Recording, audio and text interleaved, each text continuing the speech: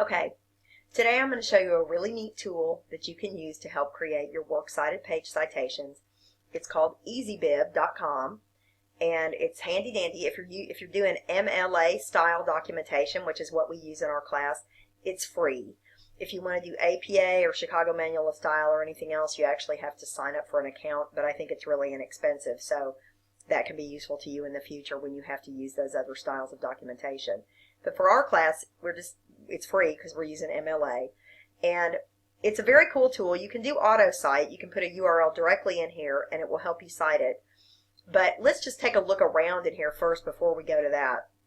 If you click over here on all 59 options, it shows you, as you can see, all these different things that you can cite. I'm going to scroll down here. All these different things. These are the most popular, but then anything you'd want to cite. Everything from a Bible verse to a federal statute to a painting to a live performance. Anything you ever want to cite, they've got a way to do it. And if you click on one of these, you can see, like, let's look at live performance here. We'll click on that.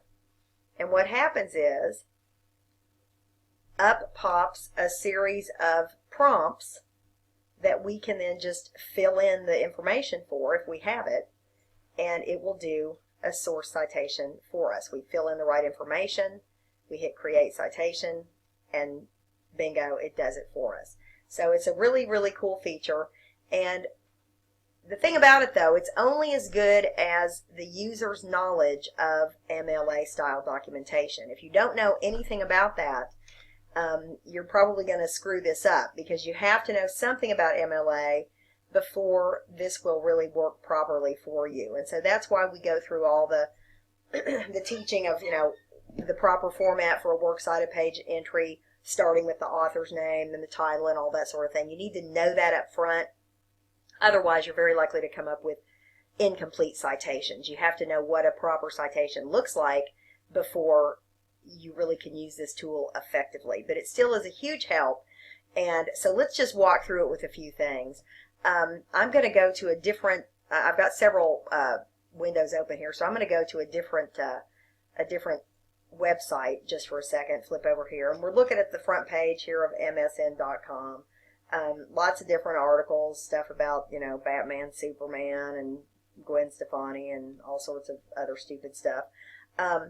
So let's just find something that we're going to pretend we're using in our paper.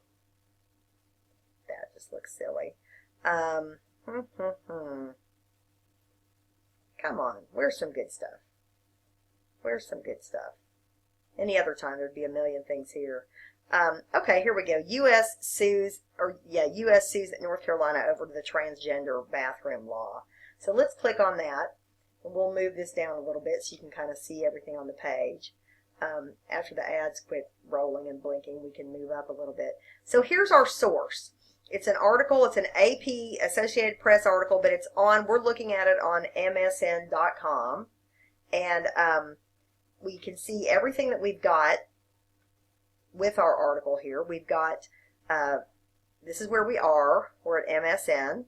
And in fact, if you're not sure about that, you can always go up and look at the root of your URL, and that tells you exactly what website you're on. But if we look around the page here, we see we've got a title for the article. We've got an author for the article. We have the date of publication, which is 2 hours ago this very day. And that's really the main stuff that we're going to need to be able to cite this particular article. So I've got my information there, and I'm just going to go on up here to the top, and I'm going to Control-C to copy that URL. Then I'm going to flip back over to Easy.bib, and I'm going to Control-V to paste that URL into the little box, and now I say cite it. And it's going to tell us that they're gathering the information, and then it's going to tell us what it found, what information it found. And this is where you have to know what you're doing, otherwise it can be a little bit disastrous. Let's see what it found, and we'll flip back over and see how correct they are. It has the correct date that we've accessed it. Yes, that's today's date when I'm doing this. It has the article title. Yes, that's correct. But then look at this. It says the website title is the same thing. These two things should never be the same, okay? If the website title and the article title are the same, then we have a problem. So we know that's wrong. It also doesn't tell us that there's an author, but we know there was an author. And it also doesn't tell us what date it was published on, but we also know that from looking at the website. So we're going to have to get that information and do some modification here to make sure that this citation turns out correct. So let's go ahead and just say continue to the final step. And the little boxes are going to pop up for us to type in the information that we need to type in and to correct the mistakes that have been made here. And so we have to put in an author's name. It's got the article title right there, so we know that's okay. We're going to leave that alone. But author title, they didn't give us one, so we know there's an author. So let's go back. I'm going to flip back over here to my article, and I see that my author's name is Gary D. Robertson. So that's fine. I flip back to Easy.bib, and I'm going to put his name right in here.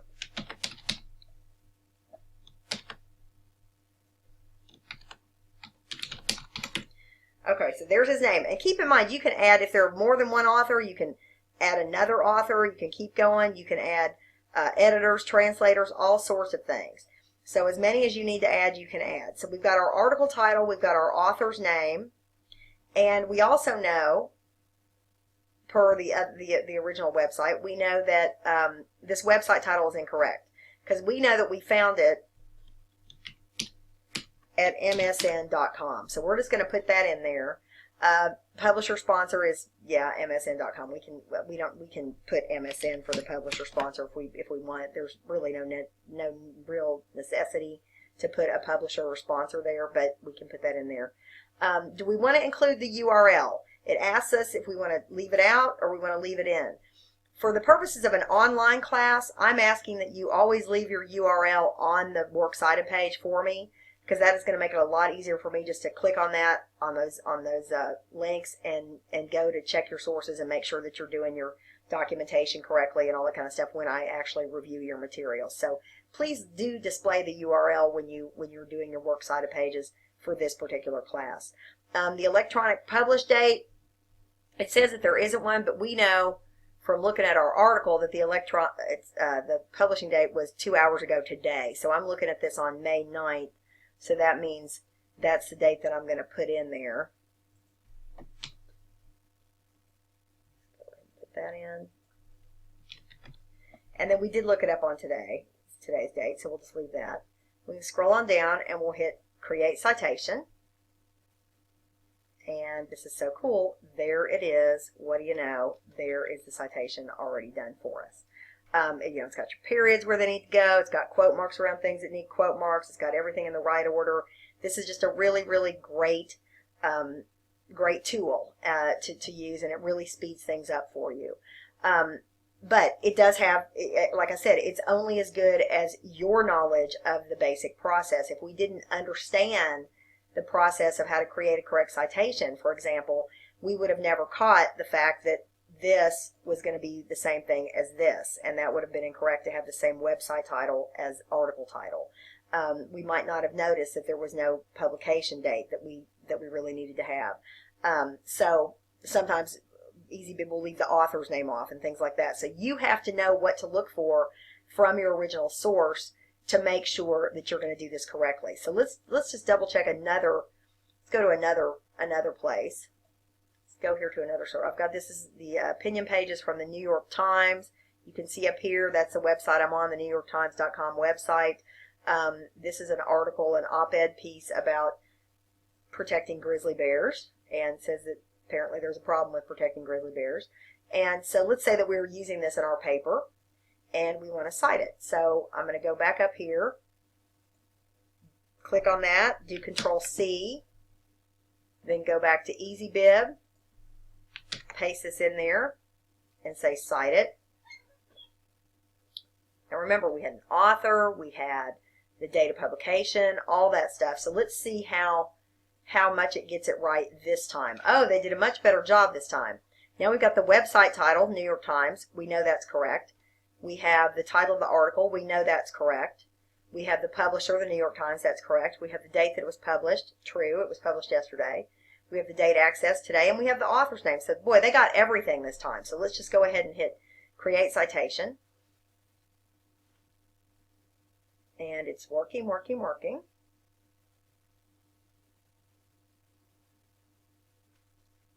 And here we go. Let's see, we've got article title, we've got author, we've got website, publisher, the URL, which we're going to leave in.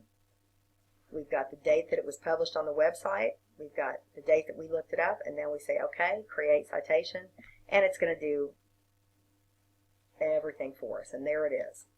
There's our source citation. And as you can see, as you put in citations on this program, when you scroll on down, it just keeps a running list of what I have done with them so far. And you have the option of saving it for later, which I never trust because I'm afraid it'll disappear on me. Or you can just share it in a number of different ways, or you can export it in a number of different ways. And what I'll usually do is just, click on this and then do export, and just, I'm old-fashioned. I just do the copy paste, and then that way a little screen pops up. Go ahead and show you how that works. There it is. It pops up there, and then I can just highlight that and then hit Control-C or do this, copy that, and then I can flip over to a Word document, which I'm not going to do right now because y'all know how to do that. I'd open a Word document, and I'd go to that, and I would just paste that in, and that would sort of, begin building my my Works Cited page. So this is really, really handy, very, very easy, and I think you're gonna really, really enjoy it. That's how you use Easy.bib. Again, you have to know what you're doing, otherwise it's not going to work right for you. But it does speed up the process. Like I said, it knows where the order to put everything in. It knows where your periods go, all that kind of stuff. And it does make it just a whole lot easier. So Easy.bib is your friend. Please feel free to use it. It will speed things up. But be responsible and double check everything to make sure that it's not leaving stuff out that should be in there.